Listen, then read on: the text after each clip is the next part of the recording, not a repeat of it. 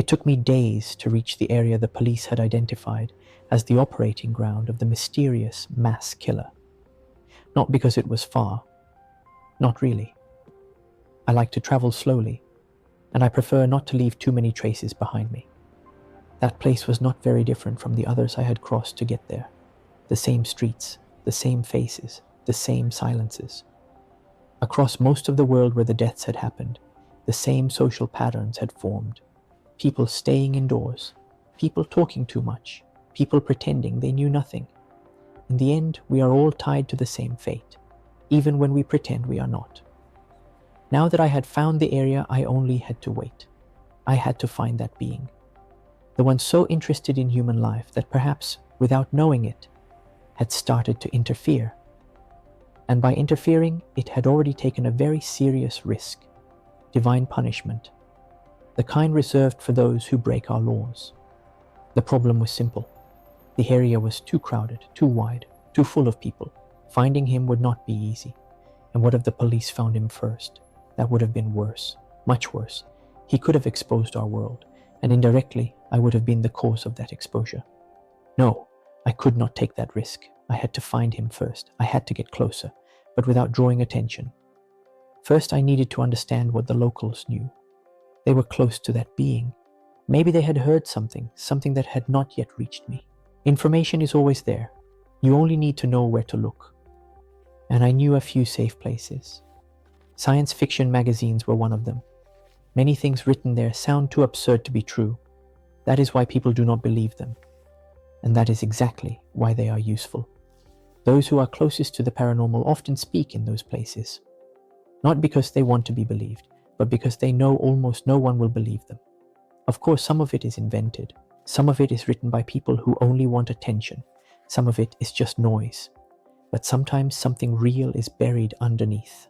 That is the work, separating noise from a trail. I opened the first magazine and saw something I did not expect.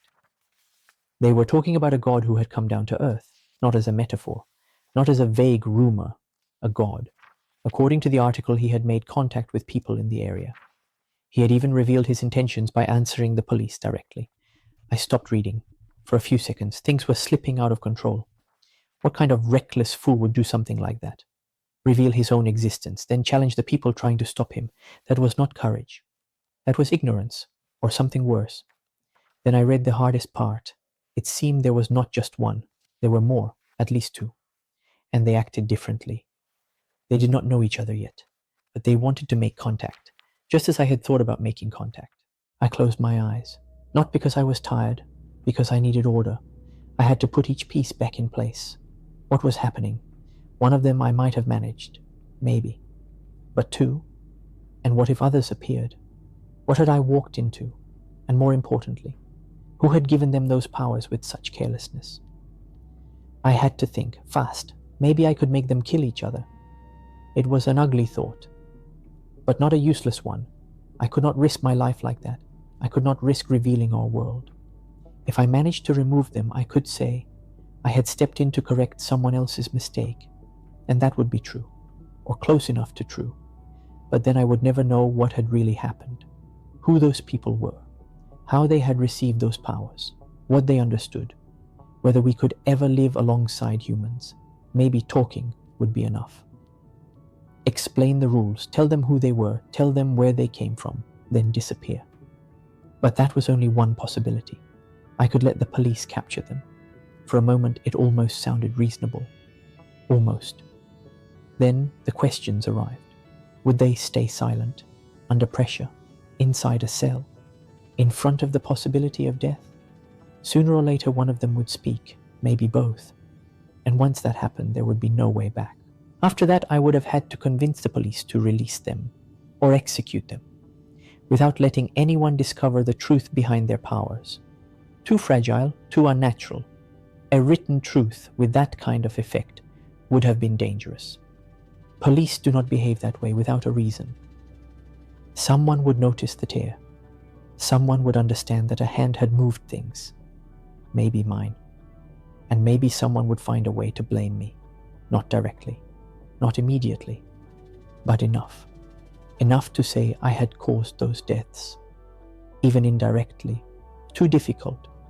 So I considered another option: do nothing, let events unfold. Fate must have seen a path like that. If I stayed out of it and a catastrophe came, would fate warn me? I doubt it. If I did nothing, I was almost certain the two would meet. But with the police close behind them, they could be captured. And if that happened, would they talk? Probably. The police would pressure them, threaten one of them, or both. Sooner or later one would break. Maybe it would not even need to go that far. And then we would all be discovered. No, I could not let it happen. I could not leave them in police hands. So the facts were these. The two seemed to want worship. They seemed to want to meet. The police were hunting them, and the area was crowded and scattered. That at least helped me. The police would not have an easy job. The best scenario was simple. They had to meet, but they could not be caught. I would watch them. I would understand what was happening. Only then would I decide what to do. So I began to write. They said they need to meet. No one knows where. No one knows when. Maybe even the words do not know. But when it happens, I know they will not be alone. I stopped, then read it again. The structure held. This way they should be able to communicate the place of the meeting without anyone else truly understanding it. At least not fully. The final line had two shapes. It could sound like a deduction. As if I simply knew that the most obvious thing would be for them to meet in a public place. Somewhere crowded, somewhere they would not be alone. But that was not the point. I had written that I knew they would not be alone. I knew, not someone else. That meant I would have to be there too. It was a small pressure, a quiet one, soft enough not to look like pressure at all. I do not think anyone fully understands how my powers work. Even if someone was watching me, I should still be able to survive it. The police would look for them. Of course they would, but they would fail. They had to fail. Now I needed to choose a place and a time, so the two of them would know what to tell each other. Finding a crowded place was not hard, not there. I only had to walk through the city. I needed somewhere not too close to my lodging, but not too far either. I did not want the police to end up near me by mistake. Then I found it, a festival, several blocks away, easy enough to reach, far enough not to point back to me. Once there, I would choose the exact spot. Then I would let them come to me. Everything moved as planned. The two communicated. The police found out, but they failed to understand the message. So they asked the public for help.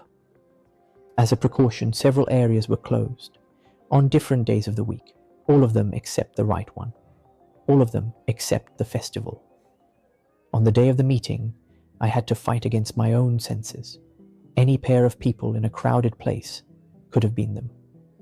I did not know who I was looking for. Not really. And yet I knew the meeting would happen there. That made every glance dangerous, every face a trap. So I arrived before the festival began. I made sure not to look at anyone. I watched the ground for most of the time. I wore a cap with a visor, then sunglasses. Under the sunglasses, I had a patch over one eye. I needed to see less, much less. Then I sat down, opened a newspaper, ordered a coffee, and waited. I thought about them. The two did not know each other. At least that was how it seemed. They probably would not recognize each other at the same instant. One would notice the other first. One gesture, one expression, one attempt to understand. So I rejected every scenario where two people exchanged even a single look. I only needed one person watching another, searching for signs, searching for confirmation, searching for something only they could know.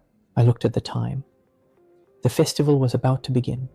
I decided I would wait 1 hour, then I would raise my eyes and look at one person, only one. That had to be enough. Time moved slowly. Voices, steps, distant music, the sound of stalls opening and closing. Then the chosen moment arrived. I raised my eyes. I focused on a single person. The instant I saw her, I noticed a flash of excitement on her face, small, almost contained. She was sitting alone at a table near mine. There was a milkshake in front of her. A moment later, she stood up and left. It was her. I had to follow her, but I could not look at anyone else. Otherwise, all of it would be wasted. So I kept my attention on her. Only her. The patch and the cap helped. More than I expected. I saw her move through the shops. She bought food, clothes, other things. I kept following her until evening. I was exhausted. Keeping my eyes fixed on one person for that long is harder than it sounds. I could not rest too much by looking at the ground. If I did, I might lose her. So I continued. By then the festival was over. We were far from it. She stopped in front of a house, knocked on the door, asked for someone, then waited outside. Another person opened. A thin expression of surprise betrayed him. He did not seem to know her. That was when I understood. This was their first meeting,